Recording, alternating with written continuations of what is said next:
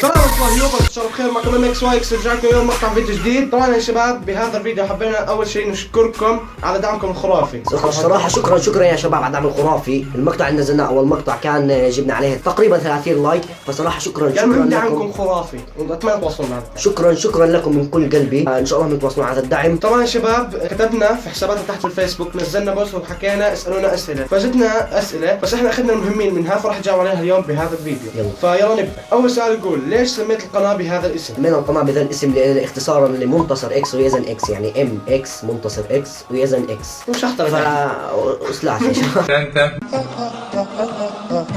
نروح حق السؤال بعده. يلا السؤال الثاني يقول كم عمرك انت وخويه؟ طبعا يا شباب انا عمري 16 ومنصر عمره 16 بس خلص. يلا نروح حق السؤال اللي بعده. يلا والسؤال الثالث يقول انتوا اصلكم منين؟ اخوكم ياسين من مصر. حياكم الله يا اهل مصر، احنا نحبكم. طبعا احنا اصلنا من فلسطين، بس اذا شايفين علينا شويه كلام سعودي لانه نتكلم مع ناس سعوديين كثير. لنا تواصل كثير مع ناس سعوديين، يعني بتعرفوا جيمنج وتيم سبيك، فإلنا تواصل كثير مع ناس سعوديين. رح تلاقون رابط قنواتنا الجيمنج في الديسكربشن وحننزل فيها مقاطع ان شاء الله. نروح السؤال اللي بعده. يلا والسؤال الرابع يقول ايش شغلتكم قبل اليوتيوب؟ طبعا يا شباب احنا حاليا انا ومنتصر طلاب في المدرسه، يعني ندرس عادي، ما مشكله.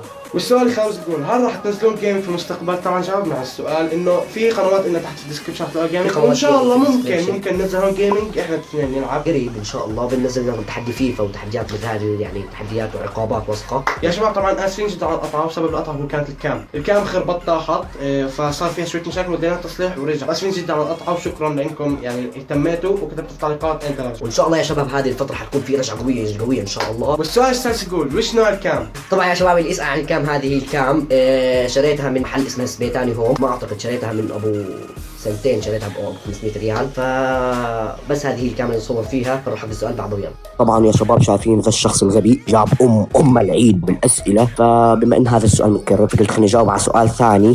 والسؤال البديل لهذا السؤال هو يقول لك وش اسم البرنامج اللي تستعمله في المونتاج؟ سوني فيغاس 14. وطبعا هذا اخر اصدار. وبس يلا خلينا نكمل الحلقه. ويلا السؤال الاخير. والسؤال الاخير يقول وين تشوفون نفسكم باليوتيوب بعد سنتين؟ ان شاء الله بنكون بطار 10,000 او 6,000، وان شاء الله اذا وصلنا بعد الدعم نطلع 20,000 30,000 معكم ونكبر ان شاء الله. بس انتوا تدعمونا ان شاء الله. مثلا حنجاوب على السؤال ان شاء الله توصل هذا وبس.